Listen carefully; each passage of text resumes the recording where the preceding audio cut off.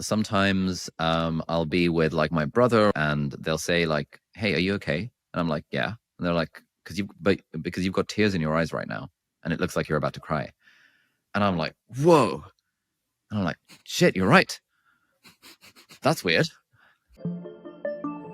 Hi, Ali. It's good to see you again, man. Yeah, likewise. I'm looking forward to this.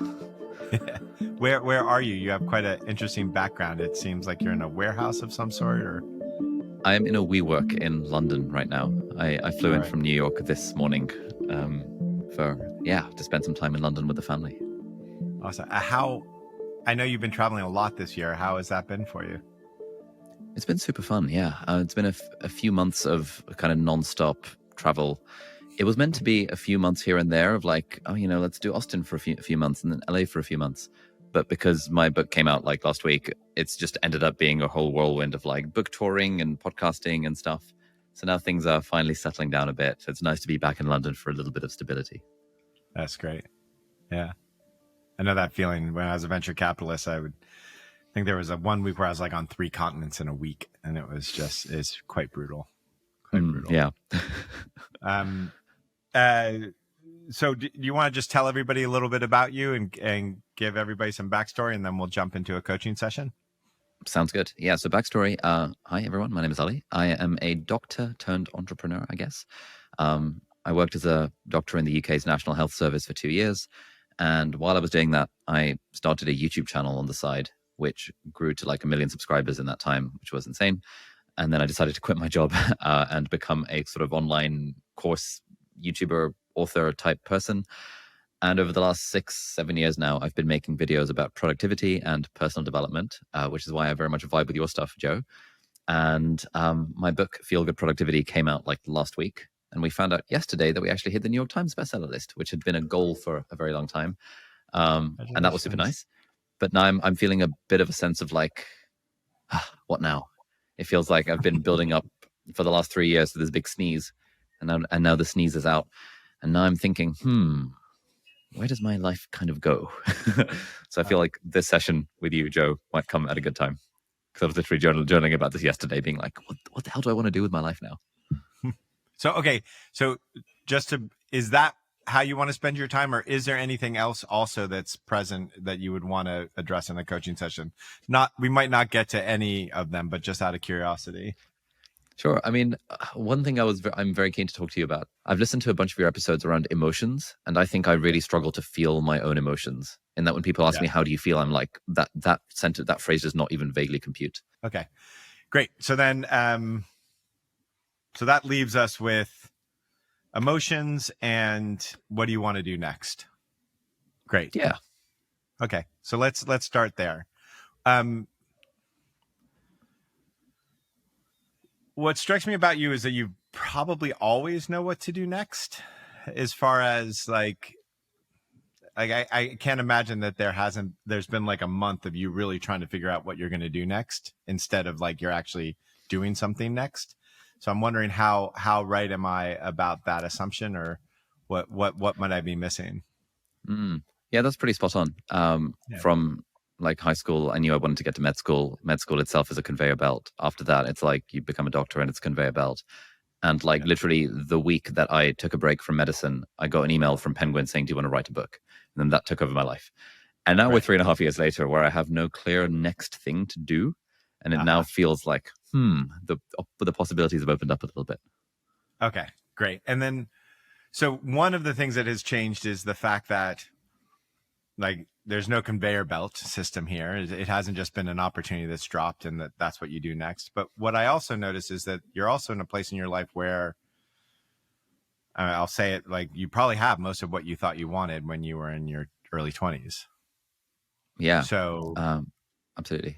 I think for a long time I was chasing the goal of financial freedom and like 4-hour work week and all that stuff. Yeah. And now I'm kind of there. And so I'm like, what comes next? What comes next? Right. So no conveyor belt. So the rules of the game have changed, and now, and just to some degree, it sounds like there is just no rules. It's what do you want? Yeah. So what do you want? Like, if you don't think about it as like, this is what I have to do next, and you just think about it in gross wants, what do you want? I want, I guess, to continue to live life on my own terms, to not go back to a day job. I really like teaching. Like that's always been a thing that's sort of lit me up inside when I can like learn something cool and share it with someone else. Um, the making of YouTube videos itself as that vehicle for teaching, less fun now. I've been doing it for 7 years, but I Yeah. really like the idea of teaching in real life. I attended a Tony Yeah. Robbins seminar, 2 of them, and I was like, whoa, that doing stuff like that seems like it would be fun. Yeah. So I think there's something around teaching, like, and also living life on my own terms.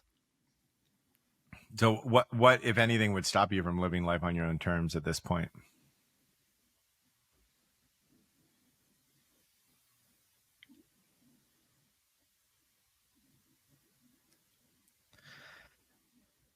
I have these weird fears around money, I think. Okay, so hold on, stop right there. You stopped, you closed your eyes, you went inward. Yeah. What happened there? Like, tell me, describe your internal process. Was that a let me stop and think and a whole bunch of thoughts move through your system? Was that like a you feeling your somatic experience? What just happened there? Mm.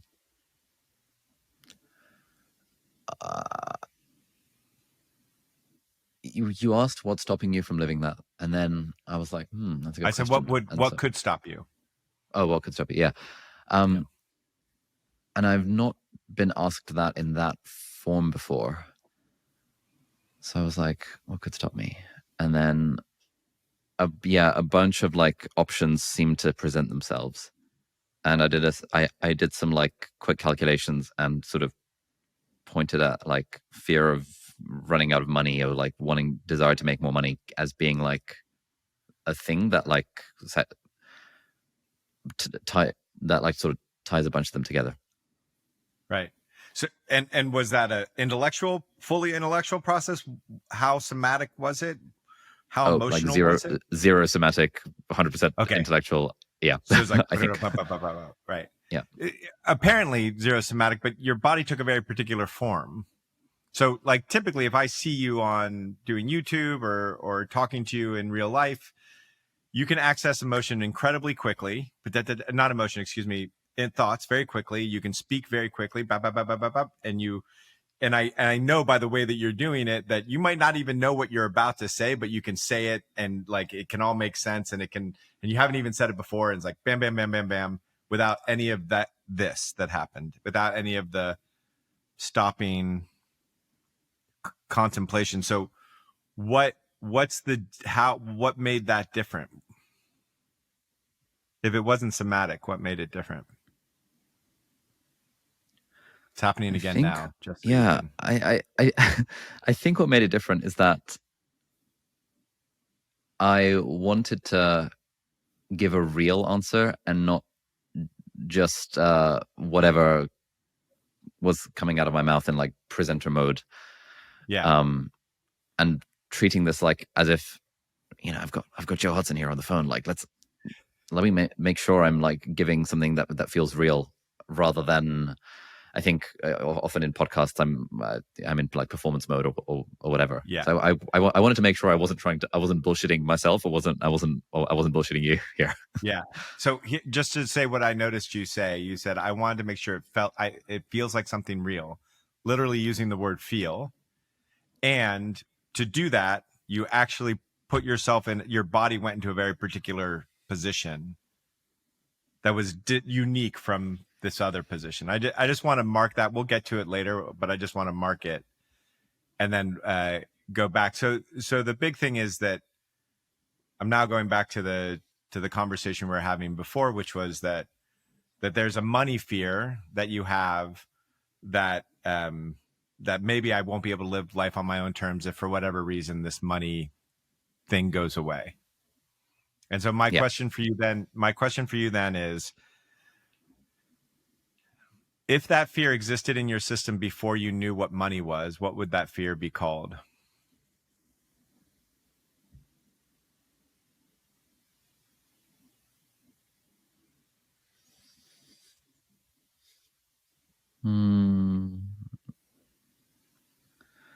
Some sort of fear of not being safe.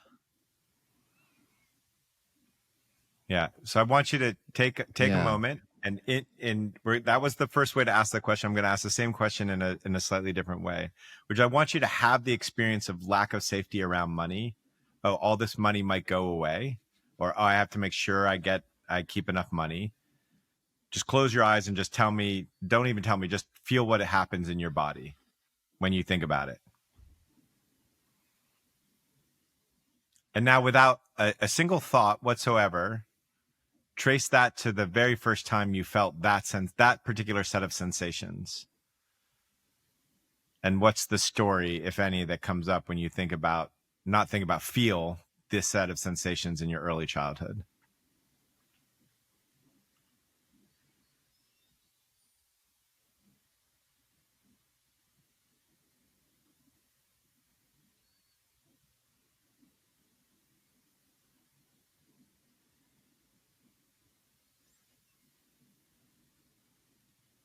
So what's happening inside you right now? Is it that you came up with the idea and said that didn't make sense, or you're like, nope, it's not happening, or what's going on? Yeah, I'm trying to vividly imagine the feeling of like running out of money, and like I'm not like feeling anything. I'm just like I feel like I'm sort of like come on, imagine the feeling, like feel something, god damn it, feel something. And it's like Right. Okay. That's what's there's happening. no Okay. yeah. Okay. So do that again. Find the sensation of you looking for a feeling and not being able to get it, like you're doing.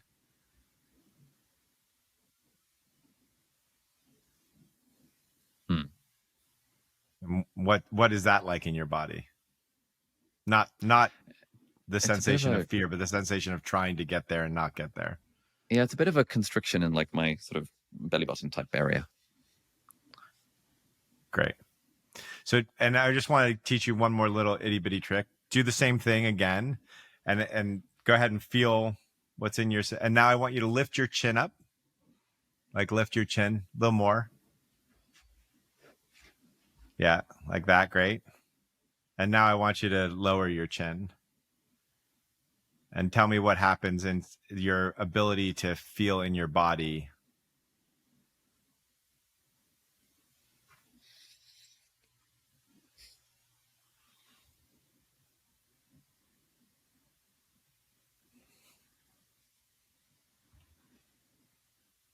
I feel like the feeling is stronger when I'm sort of like doing this. Yeah. Yes. That would be, most of the literature would say that. And what I noticed is when you talked about, I love that literature piqued you. You're like, literature? When you did the first time, when you were feeling into like the loss of money in your system, your chin was doing this. Your chin was raising. And when you were like, let me find the real answer, your chin went down. So if you watch back the video, you'll just notice. And one of the main things that happens is that one of the two ways we stop emotions in our body is raise our chin, which is why a definition, say, of narcissism that some people have for narcissism is, and narcissism is a very misunderstood word, but is basically not being able to feel your emotions. And you'll notice that, like, when someone's acting like a narcissist in a movie, they'll put their chin up. It's kind of part of the deal. Or if you look at like a famous narcissist, when you actually see them, their chin is up. So just say that. The other one is holding the jaw. It's like keeping the jaw tight. That's another one that people use to not feel emotions, is to clamp the jaw. Just a somatic little trick for you.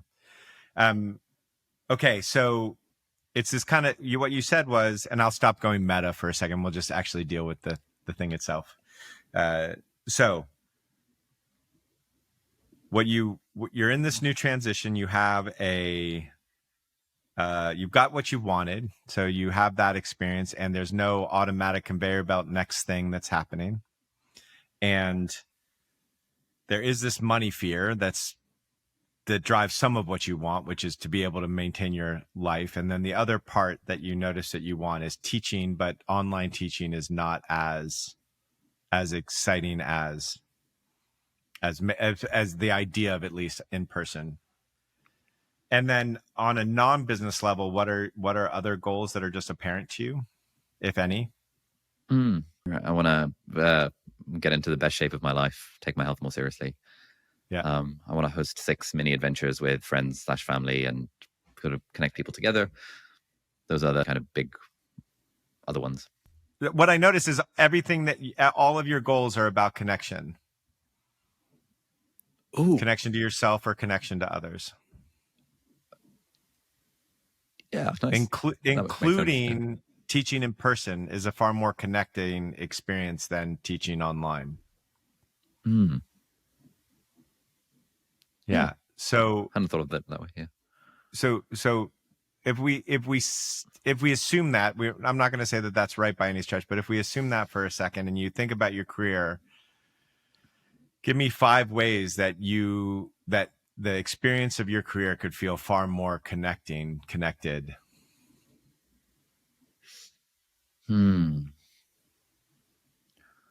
More in-person stuff with my team. Like I really enjoyed it when I was in London. We were all in person, and now we're kind of remote and digital nomading. But like I miss hanging out with the team in person. I think definitely more real life teaching. I used to do a lot of that when I was in med school, and then sort of got away from it with the whole online world. And I'd like to get back to that. I'd like the teaching to connect more with myself in terms of the things that are alive for me in a given moment, rather than the things that I think will drive clicks and views for the algorithm in a given moment. Yeah.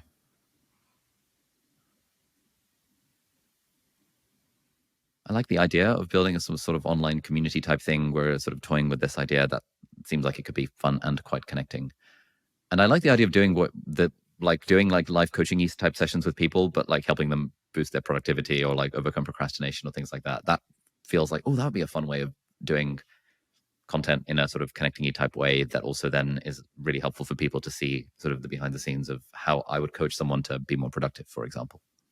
Great. And out of curiosity, how much of that actually excites you? Like you'd be like, oh, that'd be cool if that all happened, or those were just that was the brainstorm. How much of them excite you? Like if I could click my fingers and all those things happened, how many would you be like, yeah, cool? Basically all of them. Okay. The working with the team in person one, less so, because I'm like, I also want to travel and do the digital nomad thing. So it's like there's a bit of logistical stuff around there. But it'd be really cool to have the community to do some in-person productivity seminars, to like do this coaching-y type stuff, and to make videos that I feel like making rather than videos that I feel like I should make because the algorithm or whatever wants me to. Right. And just on that part about the team, if I could snap my fingers and there was like a 10-day period every quarter where you all sat down and were together, connected, working together, how would that feel? Oh, that's great. We're doing that already. So yeah, It's so fun. I look forward to this. Yeah. Okay, great.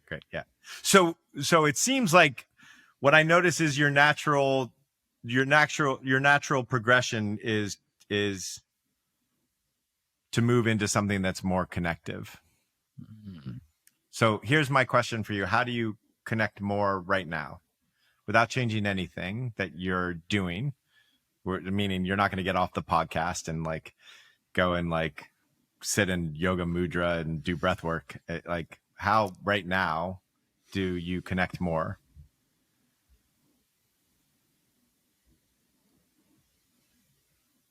Like right now in this moment? Correct. Yeah. The thing that's coming to mind is sort of a sense of connecting with my internal self or something, and like trying to speak from the heart rather than from the head while we're having this conversation. Yeah. Sounds good. Yeah. So I just want to note that means, again, putting attention into your body, not just the intellectual process. Yeah. Yeah. Yeah. And I'm like, as you ask that question, I'm like, I'm like paying attention to like my feet on the floor and like, oh yeah, I've got my hands on the table and stuff. Right. That sort of that thing that Eckhart Tolle talks about. It's just like sort of feel what's happening in your body. And I'm like, oh yeah, I don't do that by default. Right. So that was a nice reminder to like, yeah, I'm sitting here and right now. I want to note, it took no energy. If anything, I saw it take less energy from you. And And you just said, feel my body. I just want to keep on talking about the feeling as I see it come up. Yeah. Yeah. So if I could click my fingers right now and all of a sudden you were just 10% more connected in everything you did, in the same way that you just became 10% more connected in sitting and talking with me. So no matter, nothing in your life changed as far as the practicalities and tactical what I do today. But when you got on YouTube, it felt 10% more connected.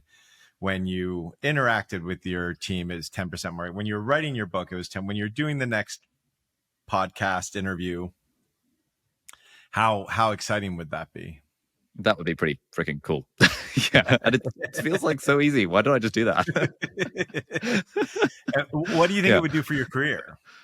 Your money, just to address the money fear. What do you think it would do? We obviously have no idea, but if you were to guess. If I were to put money on it, it would grow the business without me having to think too hard about it, because I'd be operating from a place of like connectedness or something. Yeah. Typically, I noticed that as a public figure, people want to be able to connect with you. And so your connection with yourself is a big component in that recipe.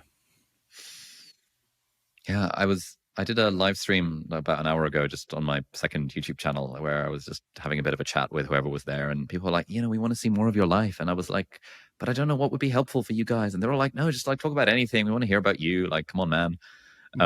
So that's kind of speaks to this idea. Yeah, exactly. So what if that's, instead of the career goal being like the typical goals, write a book, make X amount of dollars, get enough clicks. What if the goal was be 10% more connected in everything I do?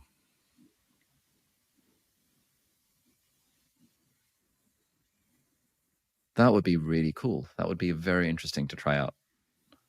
Yeah. So I'm going to ask this really weird question. Give me just the thing about the business. Like, for some businesses, it would be billing. I don't think you do a lot of billing, but like one of those rote things that your business does that hopefully you've outsourced or delegated at this point, but either way is something that your business does. It's this kind of rote, mundane, non-exciting thing.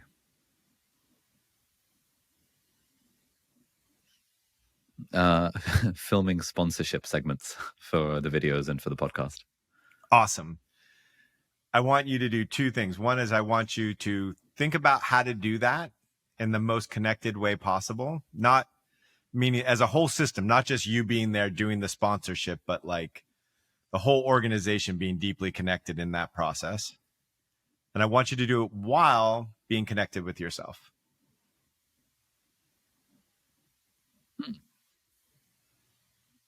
Yeah, I can think of some ways to do that. Yeah, I love how quickly your mind works so fast. It's so cool to watch it. So give me the ideas that just came just by doing that little experiment. What ideas just showed up?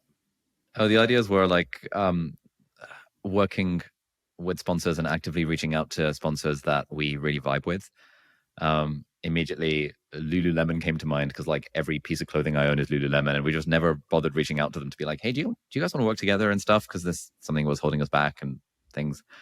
That would be pretty connected. Actively reaching out to all of the tech companies whose stuff I actually use, rather than just worrying about all the inbound from people who's trying to convince us to use their stuff and all that. Yeah. And then if at one point I had the weird thought that like I would love to do sponsored segments where I say a poem about the thing, or it like rhymes in some kind of way, or I turn it into a song while playing on the guitar. And then a friend told me, no, that's bad for conversions. Don't do that. And I was like, okay, I guess I won't do that. But actually that would be a way more fun and interesting way to do a sponsored segment if I'm like composing a song. Plus ChatGPT really helps with like rhyming stuff these days. So those things came to mind. Yeah, great. And totally, we're, as you know, in this job, it's experiment after experiment is what you learn. So it all sounds like great experiments. Yeah. So look at just what happens. So even you could take even the thing that is most mundane, that you dislike the most, put it through this goal of, oh, how do I do this in a more connected way while being connected, thinking about it, and immediately it sparks this another level of creativity. I mean, you're obviously very creative in everything you do to come up with that much content. There's just a huge creativity there. But all of a sudden it sparks this whole nother level of creativity that, right? So Pretty cool. that Yeah. that same lens could be put at everything Yeah. you do. Hmm. How do I buy camera equipment? How Hmm. do I, like, everything you do, there can be this question of like, how do I maximize the connection? Hmm. Sick. Okay, I need to remember this somehow. This is gonna be a It's recorded. You're fine. 2024 goal. Even now, I'm just like sort of, I've got my hands on the table and I'm just sort of like noticing my fingers Yeah. on the table. And I never notice my fingers on the table, but like, yeah, for the last like 5 minutes, I've been like, there's part of me that's like keeping that, like, or keeping some percentage of my attention on that while also talking to you. And I'm finding that as that's happening, like my, I was feeling a bit of like, oh shit, I hope this episode's good enough for Joe to put on the pod. I hope I don't embarrass myself. All of that's gone. I'm just like, we're just having a chat now. Yeah. Yeah. So one technical hack, there's this great app called Yap, and it just reminds you. I have a silent phone that does it makes no sounds. The only sound it makes is Yap, which is really great because then I don't get bothered. And like I would, for you right now, I'd put on that Yap chat. The question would just be, how do I be 10% more connected right now? And that would just be this automatic reminder that happens. The other thing that I'll say is that as you move away from the brain and all the intellect stuff and you move into your body, you'll start to be able to trust that your body will catch stuff that you don't need to write on a list. So if you're all in the head, then there's a lot of like, oh, I have to capture this. But if you actually allow it to hit your body and resonate in your body, oftentimes that works better than a list, because you write it on a list, but do you remember to read the list and whatever, happens Yeah. next? And then it's the whole thing of like, how do I make sure I remind myself to then like go on that Google Doc or whatever the thing was? Exactly. Yeah. That whole thing. Yeah. So I just say it is that as you're starting to learn about the feeling in the somatic world, it's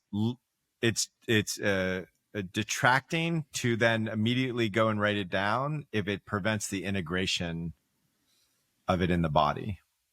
So let it integrate in the body and then go write it down. Meaning, like, right now you are feeling what it is to be 10% more connected in our conversation together. Keep the attention in the body, and then you'll remember it more likely than if you read it on a list. Nice. Thanks. Yeah. Cool. So the only thing that I see is the open thread that we have left is and I'll check before we go here, but it's just the feeling piece of it. So any other questions about what to do next in your career? Is it like what if anything is still open there? No, honestly, I think even just like running it through that filter of like, what does 10% more connected look like? I've got the answers. I can, yeah. That's not a cool. Yeah. Great. Rock and roll. Yeah. Thank you. Easy peasy. Okay. Easy. So then on the feeling of emotion stuff. Yeah. So the question I have for you is, how much of it is conscious, and how much of it is it that you're not feeling your body, and how much of it is that you're not aware that you're feeling? How much of it is that you're not feeling, and how much of it is that you're not aware that you're feeling? I'm not sure, but sometimes I'll be with like my brother and they'll say like, hey, are you okay? And I'm like, yeah. And they're like, because you've got tears in your eyes right now and it looks like you're about to cry. And I'm like, whoa. And I'm like, shit, you're right. That's weird. And then they'd be like, how are you feeling? And I'm like, I don't know. Like I've got tears in my eyes, so like completely. And then I try and sort of like reverse engineer, like what, there must have been something that's come up that sort of triggered me in some way. But I would just have no sense of like feeling in the body any different to what I was like 10 seconds ago. But I can feel like my eyes like sort of screwing up a little bit and like the, stuff. Okay. So the body is doing something. There is an awareness thing that's happening. So I just a couple intellectual pieces on this. The first intellectual piece is if you take a kid who's physically abused and you put a quarter in one hand and a key in another hand without them seeing it, as an adult, they won't be able to tell you which hand has the key and which hand has the quarter. Because the human system is really smart. If something is too painful, it cuts off. And so most of us, me, particularly in my journey, I couldn't have told you what emotion I was having at all. And I wasn't particularly expressive of them because emotions were way too painful. There was too much emotional abuse. And emotional abuse is a word that I think is, I throw it around very easily. And what I mean by emotional abuse is, excuse me. What I mean by emotional abuse is that somebody held you responsible for their emotional state, or somebody told you the emotions that you were having were not okay to have. Those are the two ways of so jealousy would be a form of emotional abuse. Don't be so excited, Johnny. Don't cry, Johnny. Whatever. All those things would be forms. In my definition, those would be emotional abuse. And so the first step in overcoming that is just learning to be aware of the emotional experience. And for some people,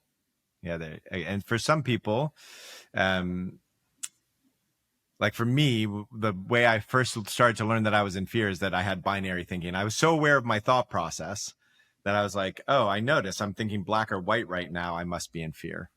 And then it was later that I learned, oh, this is the somatic experience of fear in my system. So I looked at the way my thought pattern showed fear before I actually learned how to feel it somatically. But my body was in fear either way. So I just give that as a background that hopefully may be helpful. So, and I noticed that there's a way that being real, you put your chin down, you feel more, you allow yourself to be in the body. And last part, if you have a practice of just that idea of like, oh, some of my attention is in my body while we're sitting here talking together, everything else will take care of itself. Like we don't need to have a session.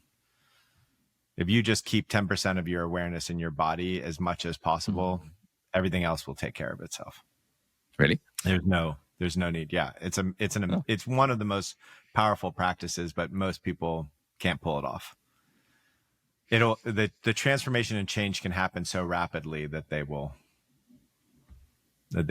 leave their body because it's too much for them to feel. But anyways, just know that that's like that's the hack. And I know you're good at hacks. Yeah. So if there's anyone, you'll be able to do it. Okay. So now all the intellectual stuff is aside. What kind of if right now you start bawling, crying, just like weeping and crying over the fact that you weren't allowed to have the emotions as a child because survival was such a bigger priority. And so your parents couldn't see your emotional life. And instead, all they could see was preparing you to survive. For instance, I'm not saying that's true, but how would you feel about, well, you just cried on this podcast and the 2 million subscribers all knew that you cried about this pain in your life. What would be your reaction to that? That would be kind of cool if I had such an emotional response to like a thing. I'd be kind of intrigued. Okay. Yeah. Great. So there's not like I need to be seen, not sad, or what's the emotion that if happened right now, you would be like, if any, you would be like, oh, I shouldn't have done that on a podcast. Anger, fear, sadness, excitement, exuberance, joy, peace. I'm cool. I'm cool with all those. The only thing that comes to mind is like I wouldn't want to say something bad about like someone I love in public on a podcast or something. It's like, but there's not much risk of that happening. But any kind of I would love to express emotions openly on a podcast. That would be perfect. Okay, great. Outside of the emotion that you just expressed, for instance. What emotion did I just express? Yeah. What emotion did you just express? I'll do it for you. Right here, this is what I would love to have a whole bunch of emotions on a podcast. That would be great. Yeah, that'd be great. What emotion? Yeah, what, yeah. I guess that was like joy. joy. Like, Yeah. oh my goodness, emotions. Sign me up. Yeah. Right. Yeah. Even some excitement in there, I would say.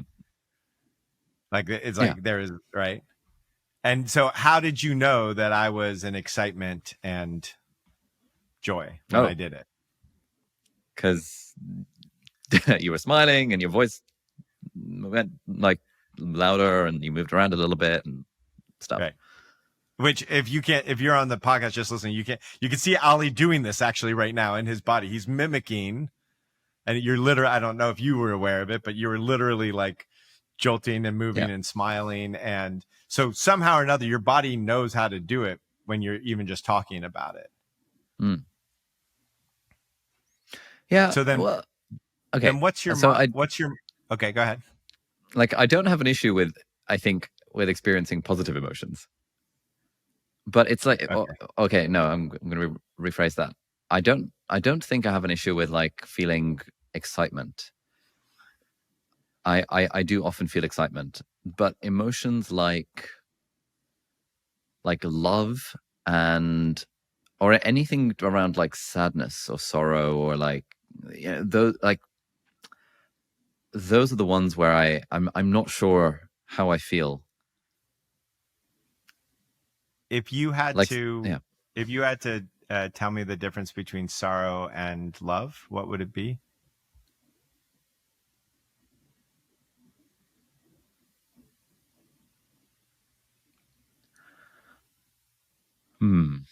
I would say that love is sort of like this subtle positive glow, and sorrow is like a subtle negative anti-glow or something. Okay, so we're going to do, one of the great things about doing any kind of emotional work is you can experiment like real time, and it's really great. So what we're going to do is we're going to find a memory that brings up love for you, and then we're going to find a memory that brings up sorrow for you. And when you're going to catch one in your body, then you're going to catch the other one in your body, and you're going to go back and forth for a while, and then I'll ask you a question or two. So come up with a memory you can share or not share. It doesn't matter, that immediately brings up the feeling of love in your system. Maybe it's a dog or a brother, younger sibling, cousin. Yeah. Yeah. Okay. So go ahead and feel that, like have that memory and just notice what happens in your system.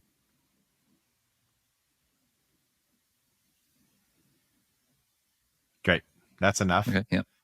And then I want you to think of a memory that sorrow, loss of something, or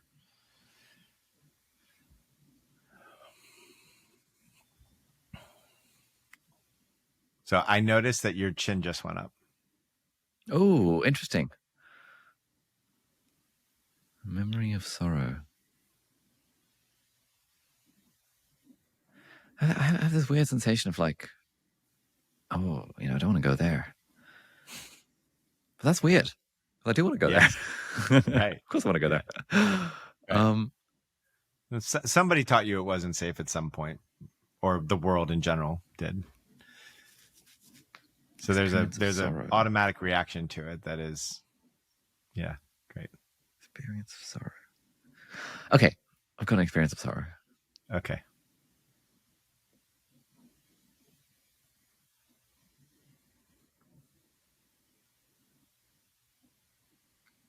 So bring yourself totally into your body again.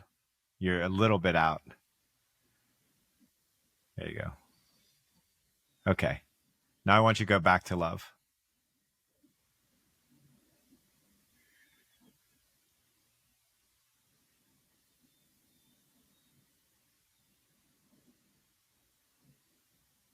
And now I want you to go back to sorrow.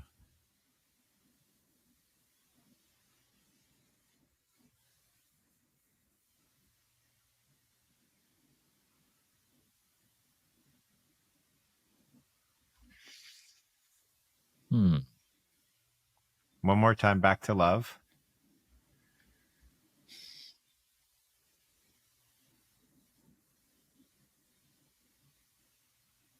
And back to the memory of sorrow.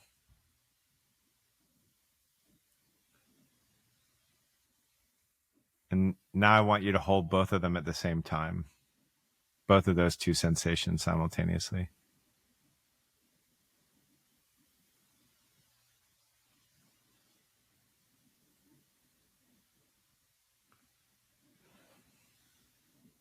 Great. So what, if any, difference did you find between love and sorrow? And then what happened when you brought them together? So for sorrow, I definitely felt some sort of thing around like here, I think. So you're just for everybody, what I'm hearing you say is like right around your, is it below your belly button or above? Above my belly button, just sort of like below, sort of towards the bottom of my left kind of rib cage. Great. Okay. Like a sort of squeezy feeling there. Yeah. I don't really know I felt anything somatically for the love thing. It did feel like that feeling eased up a bit. And so when I was going in between the two, is like when I was thinking sorrow, is like the squeeziness happened a bit more. And Yeah. when I was thinking love, it sort of eased up. And when I think sorrow, the squeeziness, and then it eased up again. And when he said hold both at the same time, I felt the squeeziness, but I sort of took a sort of breath in, and then it was like the squeeziness was still there, but like the breath in was kind of like this, like almost like this lightness at the same time. Yeah. So, and so how much would you say that the love created a sense of spaciousness around other stuff besides just the squeeziness, or was the spaciousness just how much was the spacious, or how much of the relief was just around the relief slash spaciousness was just around the squeezy part, or how much of it was just general? Oh, interesting. Now that you mention it, like when I think of the love thing, there's a bit of like a sort of an expansion out, sort of from, I guess, lower ribs kind of outwards a little bit. Yeah. But I'm not sure if that's just because I was taking a breath in. Maybe. I don't know. Yeah. The thing about emotions is that they do affect your muscles. So a breath in, if you're anxious, you stop breathing. Like anxiety affects the breath. Love affects the breath. Joy affects the breath. It affects the body position. It affects, right? So any emotion that we might have, any emotion that we withhold requires us to constrict our muscles in a particular way. So it's one of the things when people look at me coaching and they're like, how the hell did he just do that? I can do it because I can notice, oh, someone's head is up there. They're cutting off an emotion, or they have this line right here in their forehead, which means they have repressed anger, or blah, blah, blah. There's the hunchback, they had a highly critical parent. There's all sorts of tells that people have in their body. Yeah. So so anyways, there's the idea that breath in and emotion are different is not particularly, the most effective way to look at it. So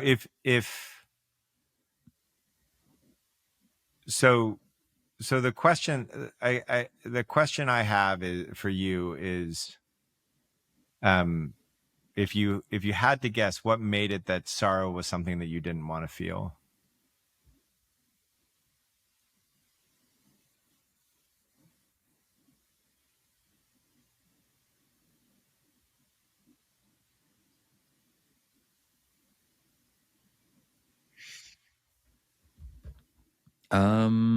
So the sorrow, I'm not sure, but the sorrow experience I was thinking of was, I had this big crush on this girl in my first year of med school, and then she left the university for various reasons, and I was like heartbroken, and I genuinely felt pain in my body, and I was like, whoa.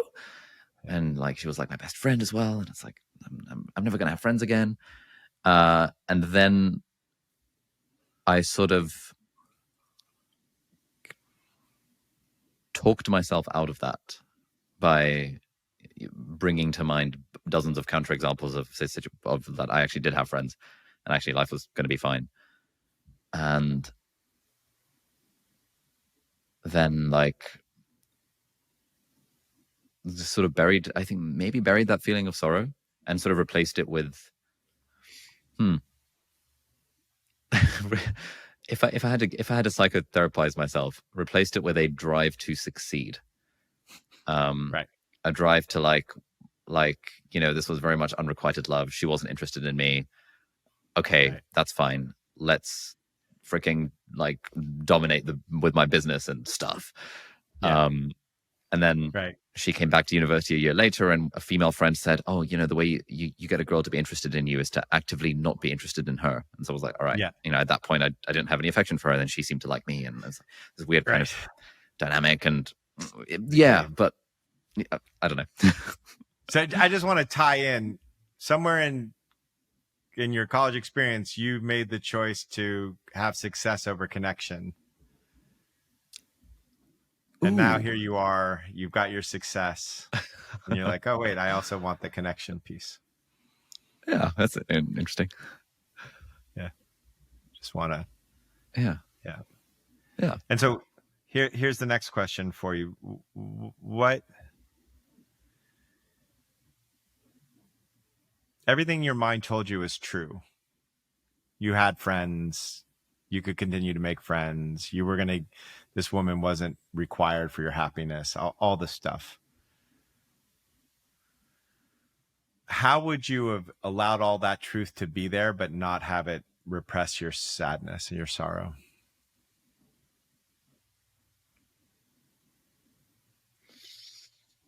Yeah, that's all true, but I'm fucking sad. Yeah, I think at the time, and maybe still to this day, I thought of sadness as being not a good emotion to have. And I think all the stoicism Kool-Aids that I'd been drinking was like, well, we can control our responses to things, and like, it's just a story that you tell yourself. So like, you just replace the story, blah blah blah. Yeah. But I think if I were to have heartbreak or sorrow now, I like the idea of sitting with it. And I had friends in school and college who would like have like sad songs playlists on Spotify, and I'd be like, what? You have a sad song playlist? Like, I mean, yeah, the music's good. Like, Chasing Cars is a good song, but like, and they'd be like, yeah, sometimes I'm feeling sad, and I just like play the sad songs, and I'm like, that's so doesn't make sense because now you're just wallowing in the sadness. And they're like, yeah, and I'm like, what is wrong with you? But I now kind of like the idea of like, if I feel sad, it would be nice to actually experience that and like wallow in the sadness in air quotes. What if it's not? What would be another word besides wallow? Indulge or revel or experience or surf or enjoy. Yeah. I like savor. Savor. Oh, that's nice. Savor the sadness. Yeah. Yeah. That's part of the human experience. Right. So just as clear, there's a distinction. It's true that if you make meaning of certain things, it'll create certain emotions in your body. There's no doubt about it. And you can change the meaning of something to change, but you can also just have an emotion without a meaning. It's not required. You don't have to have a meaning. Yeah. Of course. Mammals who don't have thought have emotions. Yeah, fair. Or at least, much lesser thoughts, at least, yeah. So isn't one of the things that like, go ahead. Yeah, go on. One of the stories that people, please. There's a bit of lag. Okay, isn't there that thing that like, I don't know where I was reading this, but like you only experience an emotion for like 45 seconds, and then to experience it for longer requires you to reinforce the story you're telling yourself about said emotion. I would say you've never experienced an emotion for more than a second, a single emotion for more than a second, but there's never been a moment of waking in your life where you're not having an emotional experience. Is more of the way I would describe it. There's never a non-emotional experience that you're having. We're constantly in an emotion, like we have an emotional thing happening, like music in the background. It's constantly there as long as we're awake. And it's never the exact same note or the exact same instrumentation and note and everything. Like I've experienced sadness thousands of times, but it always has a slightly different seasoning to it. Okay. Or it's a different combination. It's like a little more sadness and a little less anger or whatever. Yeah. Yeah. So I'd say Nice. that's more of the, as far as telling the story to indulge it, there is something really, really important about that, which is you can be stuck in a story and then stuck in an emotional loop for sure. So if I'm helping somebody learn how to express their emotions, which is not something you can do on a podcast, I might use a story to get them into that emotional state, but I don't want to reify the story as true. All the stories are false. The story that your sadness was going to last forever and that she hurt you and that she didn't want you and it was unrequited and that you had other friends, every single one of those stories had some falsehood to it. And there was no full truth in any of the stories. And so if you believe in a story, it can also stagnate an emotional experience. They're very related that way. But just as easily, you can have a similar emotional experience as, for instance, for me, I had the kind of reoccurring emotional experience of I can't get my dad's love. Then I moved away from, which was a longing with an unrequitedness in it. And then, I moved away. My dad wasn't there. It wasn't reoccurring. So I just went, I can't get money. And it was just the exact same emotional experience. But instead of not being able to get my dad's love, it became, I can't get money. And so you can have that, you can have a rut of an emotional experience and then change your story around it to maintain the emotional experience. The reason that the other side of it is told so well is because most people who are really good at describing shit can see how the thoughts affect their emotions, not so much how their emotions affect their thoughts. Because they're more intellectually based. There was a thing that came to mind as you were saying that, this sort of, I can't get my dad's love, I can't get money. Yeah. In that, I feel like I have this constant sense of there is more that needs to be done. Yeah.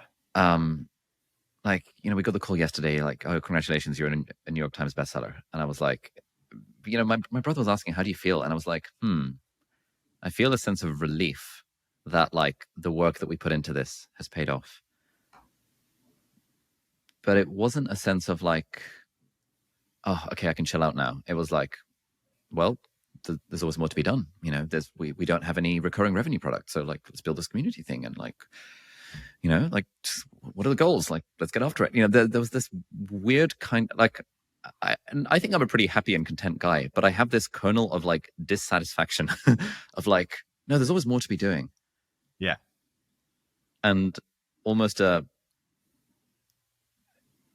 find it hard to take a break and, like, give myself permission to simply read fiction or, like, just lie down and, like, just do nothing, because there is more to be done in terms of building up our monthly recurring revenue and all that crap.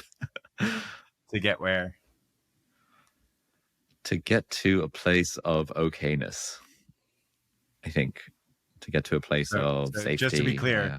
I have to be not okay to get to a place of okayness. Yeah. But by definition, somewhat. But yeah. Because if I was okay, then it's like, the reason to do stuff would be for the connection, which would be quite a fun reason to do stuff. That's for the connection and for the fun of it, rather than because there is a lack or a scarcity or a thing. Like, yeah. Yeah. Yeah, there, I see the click. That's it.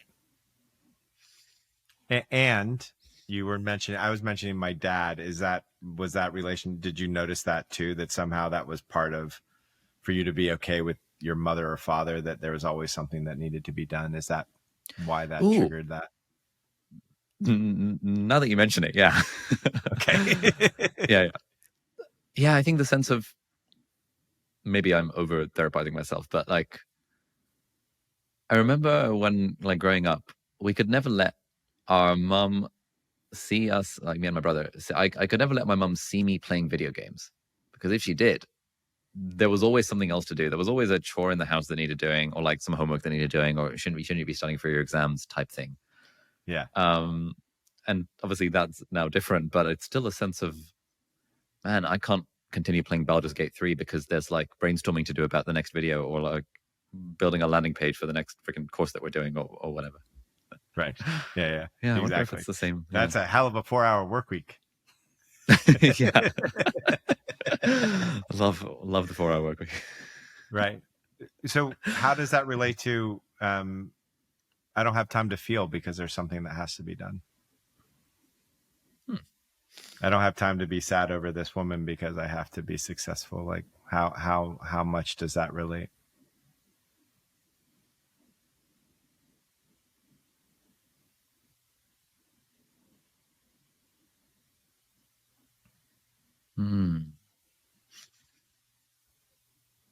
Yeah, it relates in the sense of people often say, you should celebrate the wins, and there's part of me that says, screw celebrating the wins. There's more to be done. Right. Yeah. What would celebrating your win look like? Having just hit the New York Times bestseller, what would if you were to celebrate the win in the most connected fashion possible? What would it look like?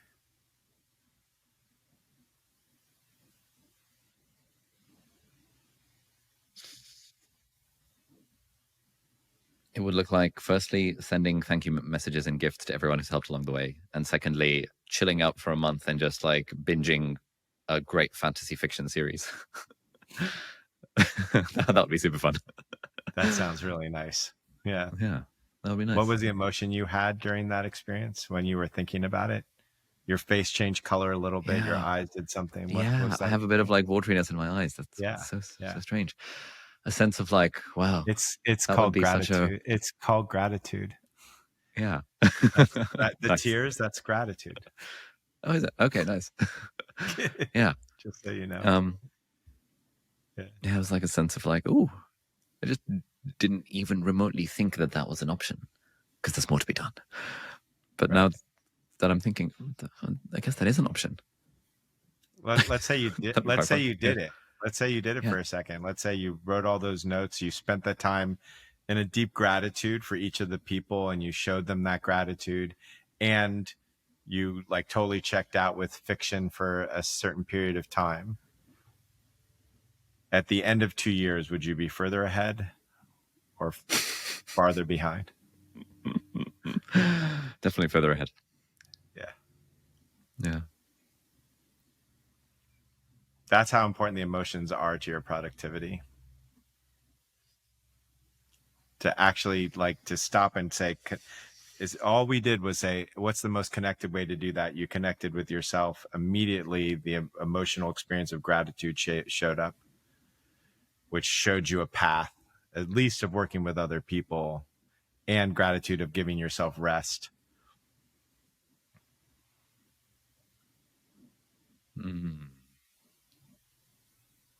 Damn, this is some good stuff, man. Thank you. Thanks for coming. I'd seen you do this on other people, and I was like, I wonder what's going on here. But now I'm like, yeah, wow, that's so cool. It's not, just to be clear, it's not me doing it to you, but it's me following you. My experience of it is far more me following you than. Yeah, it's so cool to experience. Anyone watching or listening to this, like, this is pretty cool stuff.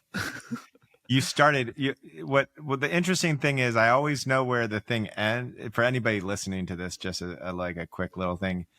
I don't even know if we captured it in the recording, but the very first thing you said was, I just finished the New York Times bestseller list, and now I'm thinking, what do I want to do next? And so the very first thing you said was the kernel. Almost always is the kernel of what is being worked on. It's just a fascinating thing. It's like people, and that's why I follow you. You bring that up, and I'm like, oh, that's what we're here for, right? Like, so that you know it, I don't know it. Yeah. That's so cool. Love it. Total pleasure. Thank you so much. What a pleasure. Yeah, it's been wonderful.